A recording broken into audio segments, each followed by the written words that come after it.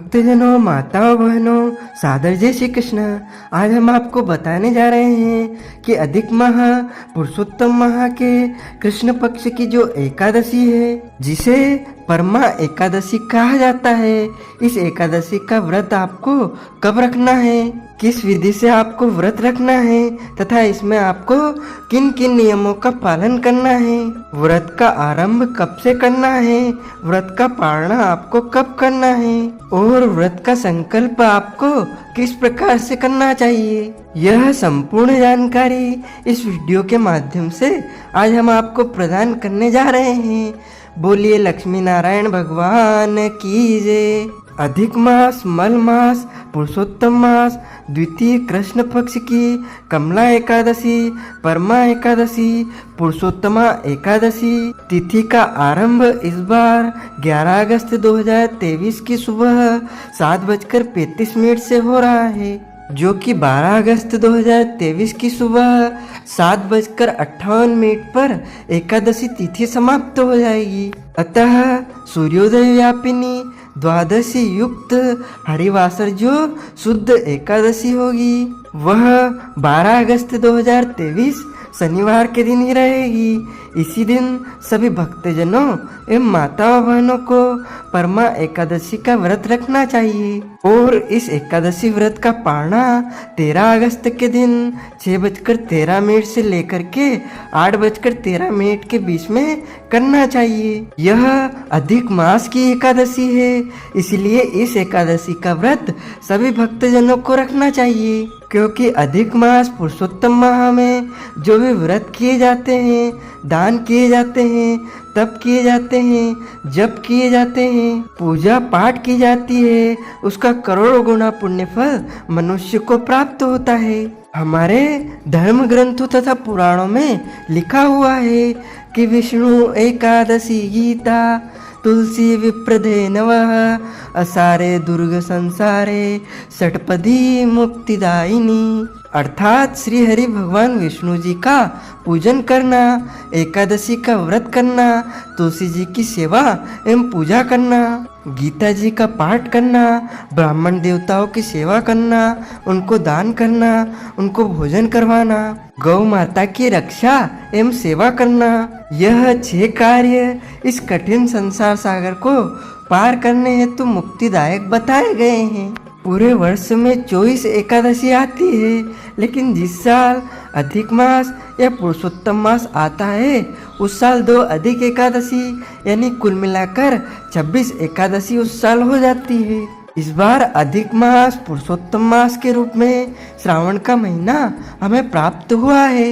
हम बहुत सौभाग्यशाली है कि पुनः 19 साल के बाद में श्रावण का महीना अधिक मास पुरुषोत्तम मास के रूप में हमको मिला है, इसलिए इस अवसर को हम बिल्कुल ना जाने दें और इस बार एकादशी का व्रत जरूर रखें, क्योंकि इस बार अधिक मास में पुरुषोत्तम मास में श्रावण के आने से हरिहर मिलन का संयोग निर्मित हो रहा है। हरि का अर्थ होता है भगवान श्री नारायण, जिनका परम प्रिय महीना पुरुषोत्तम मास है, और हर का अर्थ होता है भगवान श्री देवादिदेव महादेव, जिनका परम प्रिय महीना श्रावण का महीना है।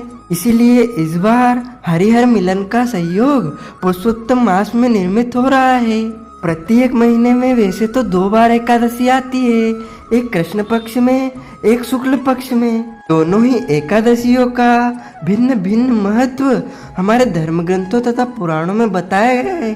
पद्म पुराण में लिखा हुआ है कि एकादशी का जो व्रत है वह भगवान श्री हरि विष्णु का परम प्रिय व्रत है। जितने भी व्रत होते हैं संसार में, उनमें सबसे बड़ा यदि कोई व्रत है तो वह एकादशी का व्रत है। पद्म पुराण में यहाँ तक भी लिखा हुआ है कि एकादशी का व्रत करने से मनुष्य के करोड़ों जन्मों के पाप नष्ट हो जाते हैं, और जब मनुष्य के पाप नष्ट हो जाएंगे तभी उनके पुण्यों का उदय होगा, और जब उनके पुण्यों का उदय होगा तभी उन्हें सांसारिक एवं भौतिक सुखों की प्राप्ति हो सकेगी। तो यदि आप अपने जन्म जन्मांतर के पाप को नष्ट करना चाहते हैं तो आपको एकादशी का व्रत जरूर रखना चाहिए। क्योंकि एकादशी का व्रत एक ऐसा व्रत है जिसको करने से मनुष्य को जरूर लाभ की प्राप्ति होती है। इसमें कोई संदेह नहीं है, इसमें कोई संशय नहीं है। और एकादशी का व्रत यदि अधिक मास पुरुषोत्तम मास में आ रहा है तो उसका अपना अलग ही महत्व हो जाएगा। यानी अधिक मास की पुरुषोत्तम मास की परमा एकादशी का जो कोई मनुष्य व्रत रखेगा उसको करोड़ों एकादशी व्रत करने का पुण्य फल प्राप्त होगा। जो भक्तजन माताएं बहनें एकादशी का व्रत रखते हैं उन्हें दशमी से लेकर द्वादशी तक कुछ महत्वपूर्ण नियमों का पालन अनिवार्य रूप से करना चाहिए। जैसे सबसे पहले दशमी तिथि के दिन एक समय शुद्ध एवं सात्विक भोजन करें।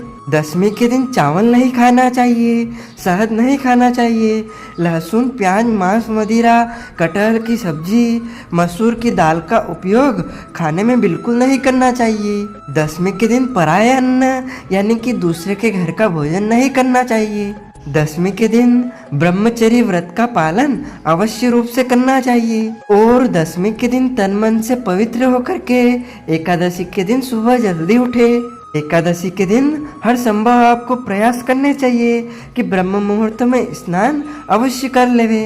ब्रह्म मुहूर्त का जो सर्वोत्तम समय होता है वह सूर्योदय से 2 घंटे का पहले का माना जाता है। जैसे हम 6 बजे सूर्योदय मानते हैं, इसलिए 4 बजे से लेकर के 6 बजे के बीच में आपको स्नान कर लेना चाहिए। यदि किसी कारणवश आप जल्दी स्नान नहीं कर पाते हैं तो 7 बजे से पहले कर लें। और यदि 7 बजे तक भी नहीं कर पाते हैं तो 8 बजे तक तो कम से कम कर ही सकते हैं। और 8 बजे तक भी यदि नहीं कर पाते हैं तो 9 बजे तक तो कर ही लेना चाहिए। लेकिन 9 बजे तक का जो समय होता है वह देवताओं का समय माना जाता है, इसीलिए इस समय तक हम सभी को स्नान करके पूजा पाठ से निवृत्त हो ही जाना चाहिए। और प्रातःकालीन पूजा से निवृत्त होकर के सबसे पहले एकादशी व्रत संकल्प धारण करना चाहिए।